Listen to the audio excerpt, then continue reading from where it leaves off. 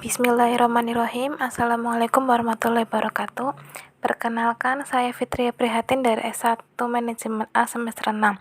Di sini saya akan mempresentasikan tentang peradaban Islam.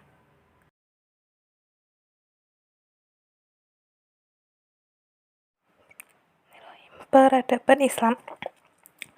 Menurut pengertian, peradaban secara etimologis berasal dari bahasa Arab yaitu hardoh, dari bahasa Inggris civilization, dan dari bahasa Indonesia yaitu peradaban Islam.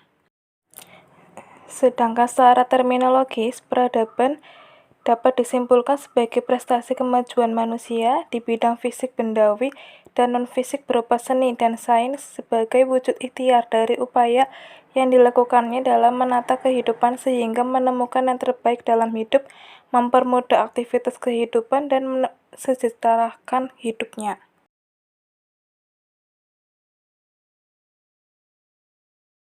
Selanjutnya, Islam sebagai agama peradaban.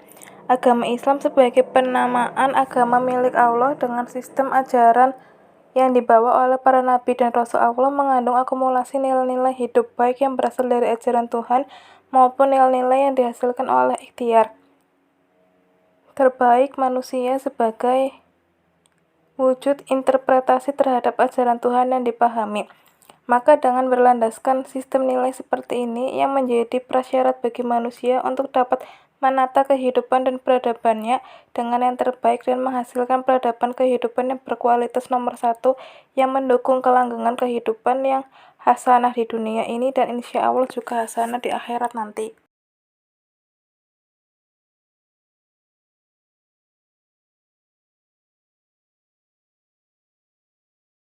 Selanjutnya, dasar-dasar peradaban Islam. Dasar-dasar peradaban Islam itu ada 3, yaitu iman, ilmu, dan amal. Iman, yaitu keyakinan yang dimiliki setiap manusia. Dengan keimanannya, umat Islam mengisi hidupnya dengan tuntunan ilmu. 2. Ilmu. Ilmu yaitu pengetahuan yang dimiliki umat Islam yang bersumber pada Al-Quran dan Al-Hadis. Dengan keuletan dan semangat berijtihad menyebabkan timbulnya berbagai macam ilmu pengetahuan, terutama ilmu agama, filsafat, dan sains.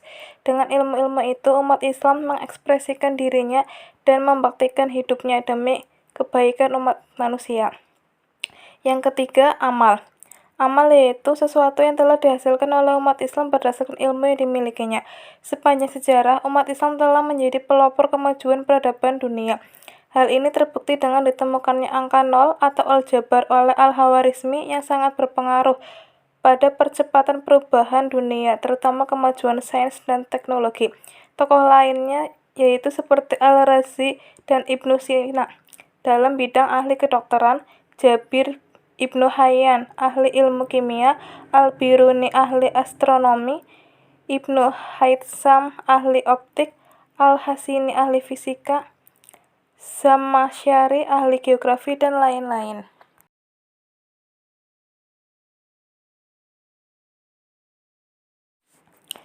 Selanjutnya yaitu periodisasi perkembangan peradaban Islam. Periodisasi ini dibagi menjadi 3 masa, yaitu periode klasik, periode pertengahan, dan periode modern. Periode klasik tahun 650 Masehi sampai dengan 1250 Masehi. Periode klasik ini dibagi menjadi 2, yaitu masa kemajuan Islam 1 tahun 650 Masehi sampai 1000 Masehi dan masa disintegrasi tahun 1000 Masehi sampai 1250 Masehi. Masa kemajuan Islam 1 merupakan masa ekspansi, integrasi, dan keemasan Islam. Masa ini meliputi zaman pemerintahan Khulafa al-Rasyidin tahun 632 Masehi sampai dengan 661 Masehi, zaman dinasti Bani Umayyah tahun 661 Masehi sampai 750 Masehi, dan separuh dari zaman dinasti Bani Abbas tahun 750 Masehi sampai dengan 1000 Masehi. Selanjutnya, masa disintegrasi dalam bidang politik sebenarnya telah mulai terjadi pada akhir zaman Bani Umayyah, namun memuncak di zaman Bani Abbas, yaitu ketika khalifah-khalifah menjadi boneka dalam tangan tentara pengawal. daerah-daerah yang jauh letaknya dari pusat pemerintahan di Damaskus dan kemudian di Baghdad melepaskan diri dari kekuasaan khalifah di pusat dan bermuncullah dinasti-dinasti kecil. Yang kedua yaitu periode pertengahan, tahun 1250 Masehi sampai dengan 1800 Masehi. Periode pertengahan ini dibagi menjadi dua masa, yaitu masa kemunduran 1 tahun 1250 Masehi sampai 1500 Masehi dan masa 3 kerajaan besar, yaitu tahun 1500 Masehi sampai dengan 1800 Masehi.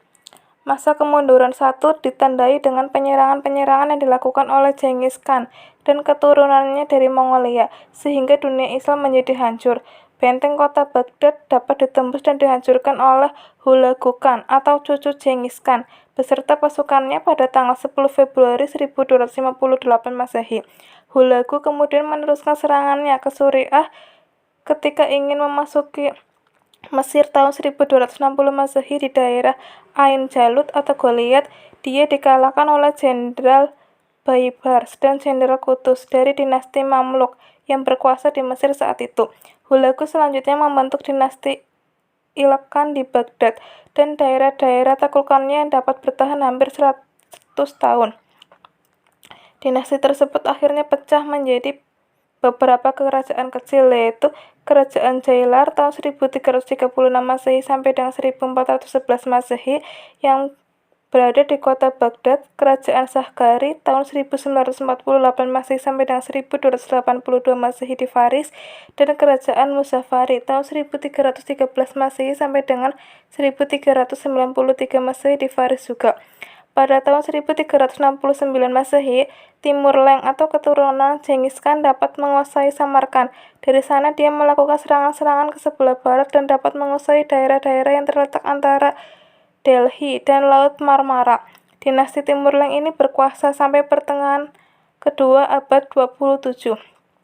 Pada tahun 1174 Masehi, Khalifah Fatimah yang beraliran Syiah di Mesir digantikan oleh dinasti Salah al-Din al-Ayyubi yang beraliran Sunni dan pahlawan Islam dalam Perang Salib. Tahun 1250 Masehi, kekuasaan dinasti Ayyubiyah beralih ke dinasti Mamluk sampai tahun 1517 Masehi. Di Spanyol, dinasti-dinasti Islam dapat diadu domba oleh raja-raja Kristen yang sudah bersatu sehingga Cordova jatuh tahun 1238 Masehi, Seville tahun 1248 Masehi, Granada tahun 1491 Masehi, dan pada tahun 1609 Masehi sudah tidak ada satupun orang Islam di Spanyol karena mereka disuruh untuk memilih masuk Kristen atau keluar dari Spanyol oleh Ratu Isabella dan Raja Ferdinand. Selanjutnya, pada masa 3 kerajaan besar, tahun 1500 Masehi sampai dengan 1800 Masehi dibagi menjadi dua fase, yaitu fase kemajuan tahun 1500 Masehi sampai dengan 1700 Masehi dan fase kemunduran tahun 1700 Masehi sampai 1800 Masehi. Pada fase kemajuan sebagai masa kemajuan Islam II, 3 kerajaan besar yang terdapat di dunia Islam yaitu Kerajaan Utsmani di Turki, Kerajaan Safawi di Persia, dan Kerajaan Mughal di India mengalami kejayaan, terutama dalam bentuk literatur dan arsitektur. Pada fase kemunduran sebagai masa kemunduran Islam II, ketiga kerajaan besar tersebut mengalami kemunduran dan kehancuran setelah mengalami kekalahan dalam menghadapi pemberontakan yang ada di dalam negeri dan peperangan dengan negara tetangga. Kerajaan Turki Utsmani akhirnya lenyap setelah kalah dalam Perang Dunia I dan menjadi Republik Turki pada tahun 1924 Masehi. Kerajaan Safawi di Persia pada tahun 1750 Masehi dirampas oleh dinasti Zand, lalu tahun 1794 oleh dinasti Qajar sampai tahun 1925 Masehi. Kerajaan Mughal di India pada tahun 1857 Masehi dijajah Inggris sampai mencapai kemerdekaan tahun 1947 Masehi. Periode yang ketiga yaitu periode modern, tahun 1800 Masehi sampai dengan sekarang. Pada periode modern ini merupakan zaman kebangkitan Islam. Periode ini ditandai dengan pendudukan Napoleon Bonaparte atas Mesir pada tahun 1798 Masehi sampai 1801 Masehi, yang menginsafkan dunia Islam akan kelemahannya dan menyadarkan umat Islam bahwa di Barat telah timbul peradaban yang tinggi dari peradaban Islam. Di antara para pemuka Islam itu ada Muhammad Abduh, Muhammad Rashid Ridha, Muhammad Iqbal, Jamaluddin Al-Afghani, Al-Tahtawi, dan lain-lain. Meskipun usaha-usaha ke arah kejayaan Islam kembali dijalankan terus oleh kalangan umat Islam, namun Barat juga semakin maju.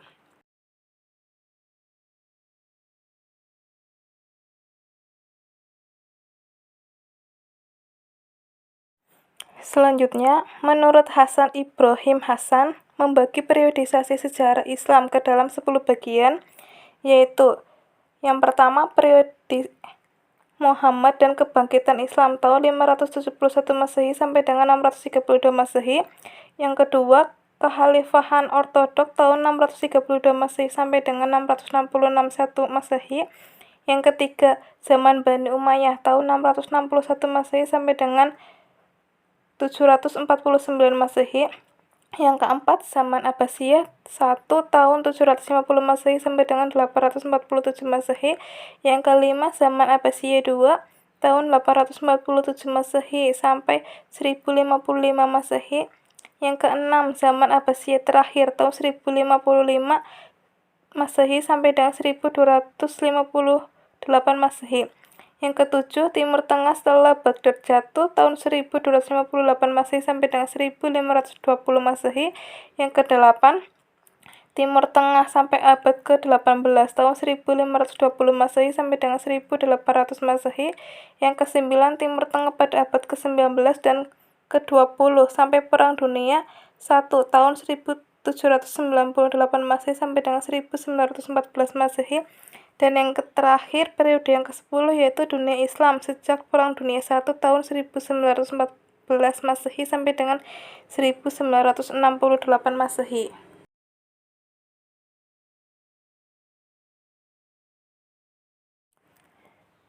Selanjutnya, menurut Ira M. Lapidus, membagi periodisasi sejarah Islam menjadi 3 bagian, yaitu periode awal peradaban Islam di Timur Tengah, yang kedua, periode penyebaran peradaban Islam Timur Tengah ke wilayah lain. Yang ketiga, periode perkembangan modern umat Islam. Periode yang pertama yaitu periode awal peradaban Islam di Timur Tengah, abad ke-7 sampai dengan 13 Masehi, yang terbagi menjadi 3 fase.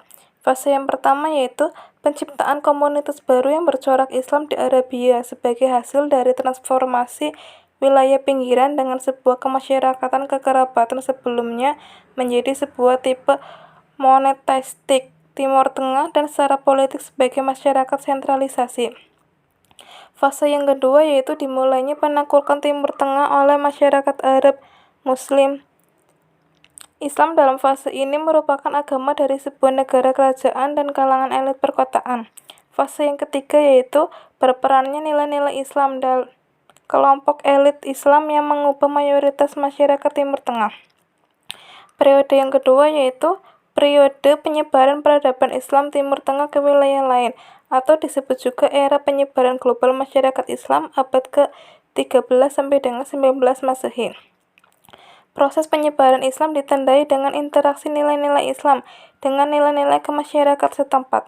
Islam pada periode ini bukan hanya menjadi agama masyarakat Arab Timur Tengah saja, tapi juga telah menjadi agama masyarakat Asia Tengah dan Cina, India, Asia Tenggara, Afrika, dan masyarakat Balkan.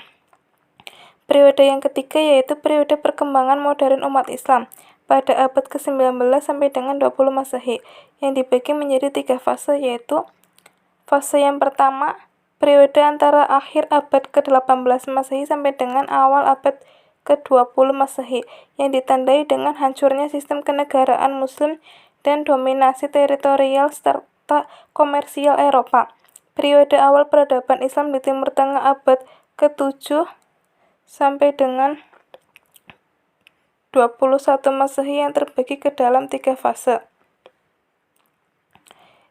Yang pertama, penciptaan komunitas baru yang bercorak Islam di Arabia sebagai hasil transformasi wilayah pinggiran.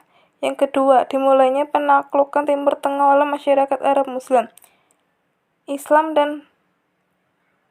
dalam fase ini merupakan agama dari sebuah negara kerajaan dan kalangan elit perkotaan. Yang ketiga, berperannya nilai-nilai Islam dan kelompok elit Islam yang mengubah mayoritas masyarakat Timur Tengah.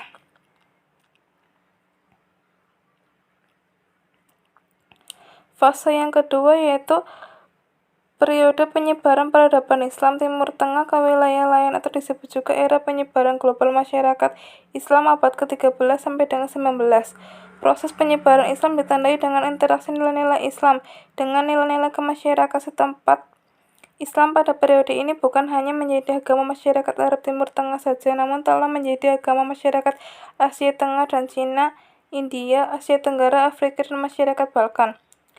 Fase yang ketiga yaitu periode perkembangan modern umat Islam abad ke-19 sampai dengan 20 Masehi yang dibagi menjadi 3 fase, yaitu 1. Periode antara akhir abad ke-18 sampai dengan awal abad ke-20 yang ditandai dengan hancurnya sistem kenegaraan Muslim dan dominasi teritorial serta komersial Eropa. Fase yang kedua yaitu pembentukan negara nasional setelah Perang Dunia I sampai pertengahan abad ke-20. Kalangan elit negara-negara Muslim berusaha membawa identitas politik modern terhadap masyarakat mereka dan berusaha memprakarsai pengembangan ekonomi serta perubahan sosial. Fase yang ketiga yaitu konsolidasi negara-negara nasional di seluruh kawasan Muslim.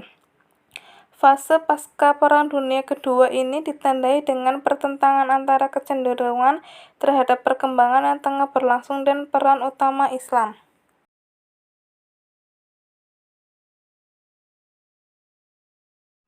Selanjutnya, kontribusi peradaban Islam terhadap peradaban Barat.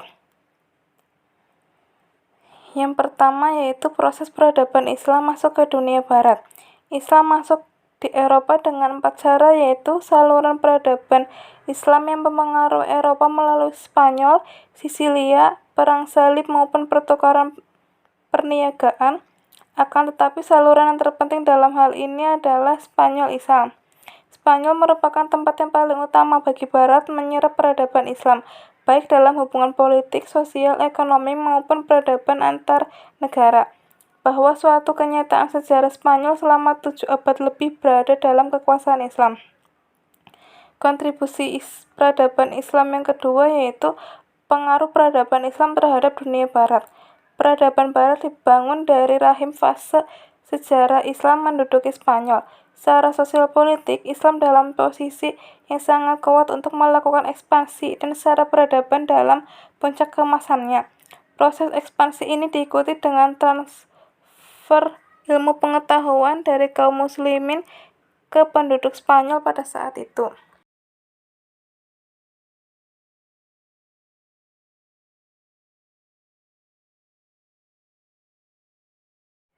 Selanjutnya, kemunduran peradaban Islam.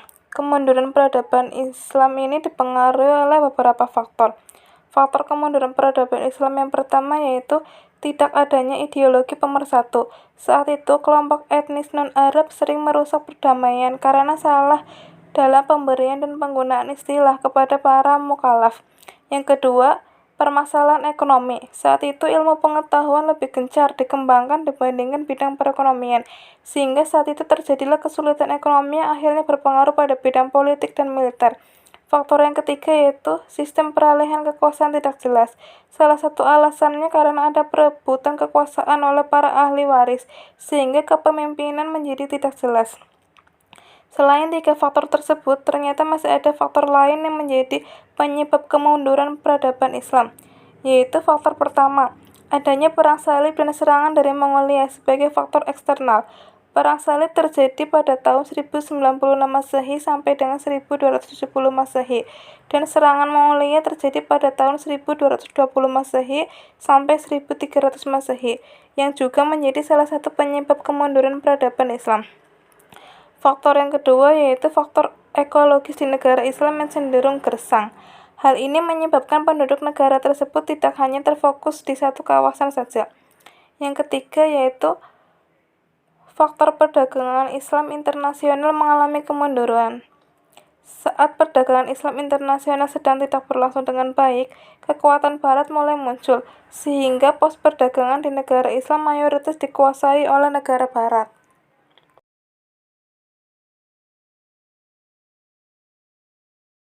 Selanjutnya yaitu cara membangun kembali peradaban Islam. Menurut Ihsan Masud, peradaban Islam dibangun dalam 3 fase, yaitu fase pertama, fase purifikasi, untuk menanamkan gagasan, sikap, perilaku, dan keyakinan yang murni.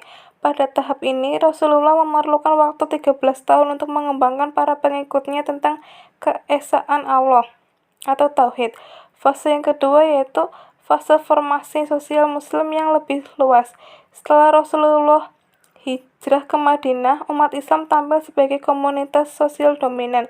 Islam tak lagi disiarkan dalam lingkup antarpersonal, tapi secara langsung lewat mimbar dan pasar. Yang ketiga yaitu fase penaklukan, di mana pada fase ini Islam hadir sebagai agama serta identitas masyarakat yang lebih khas. Selanjutnya, membangun peradaban Islam yang diharapkan masyarakat Islam di Asia Tenggara zaman sekarang yaitu dengan menunjukkan bahwa Islam di Asia Tenggara dapat berjalan beriringan dengan demokrasi politik dan ekonomi, mendorong keunggulan ilmu pengetahuan dan teknologi, menghargai keragaman agama dan kepercayaan, melindungi kaum minoritas, membela hak-hak kaum perempuan, serta dapat hidup harmonis dalam perbedaan sekte, etnis, dan agama. Membangun peradaban Islam zaman sekarang di belahan bumi lain, misalnya di Timur Tengah, yaitu dengan ingin belajar tentang sejarah peradaban Islam di Asia Tenggara. Mereka bisa pergi belajar tentang peradaban Islam di Asia Tenggara. Saat itulah peradaban Islam yang awalnya dianggap pinggiran akan sejajar atau bahkan mengungguli peradaban yang menganggap dirinya sebagai pusat Islam. Sekian penjelasan dari saya. Mohon maaf bila ada kesalahan dan terima kasih. Wassalamualaikum warahmatullahi wabarakatuh.